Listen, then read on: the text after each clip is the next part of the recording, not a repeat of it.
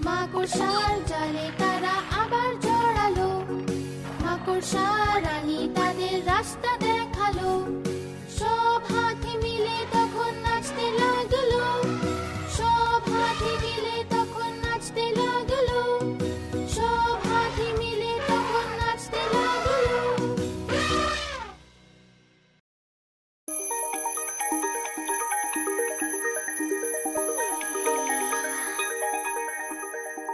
রোজ সকালে ওঠা ভালো, নিত্য কর্ম করা ভালো। সকালে উঠে স্নান করা ভালো, স্নান করে স্কুল যাওয়া ভালো। সকালে উঠে স্নান করা ভালো, স্নান করে স্কুল যাওয়া ভালো। রোজ সকালে ওঠা ভালো।